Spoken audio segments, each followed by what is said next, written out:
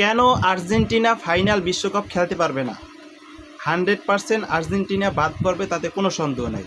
হয়তোবা কোয়ার্টার ফাইনালে, নাইলে সেমিফাইনালে। ফাইনালে আর্জেন্টিনা কখনই উঠতে পারবে না। কারণ আর্জেন্টিনার যে দলের প্রতি সকলের ঘৃণা আছে, সকলে একটা বদ্ধ আছে। কারণ আর্জেন্টিনা যেরকম খেলাইছে, যেভাবে মানুষ এই যে অন্যান্য দল থেকে যেভাবে জিতে নিয়েছে, এটাকে জেতা বলা হয় না।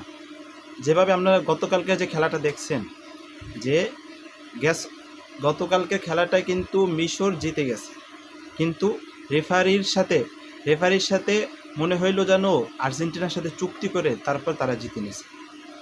আর্জেন্টিনা কখনই ফাইনালে এবার উঠতে পারবে না, তাতে কোনো সন্দেহ নেই। তাদের খেলার অবস্থাও খুবই বাজে। তারা গতকালকের খেলার অবস্থা দেখছেন, তারা 80 মিনিটে একটা গোলও দিতে পারেনি। এই দল যে ফাইনালে উঠতে পারবে না, তাতে কোনো সন্দেহ নেই। কারণ সামনে আছে বড় বড় দল, যে ফ্রান্স আর্জেন্টিনাকে নিশ্চিত হারাই দেবে। 100-র মধ্যে 100% হারাবে ফ্রান্স, লিখে রাখেন বিশ্বাস না হলে। তারপর আর একটি বড় দল আছে নরওয়ের কাছে তো সকল দল একদম। নরওয়ে এমন, তারা 2-3টা গোল দিবেই দেবে। তাদের যে পারফরমেন্স খেলার খুবই সুন্দর। তাদের যে একজন প্লেয়ার আছে, ওই প্লেয়ারই কিন্তু এই আর্জেন্টিনাকে হারিয়ে দেবে, কথাটা লিখে রাখেন।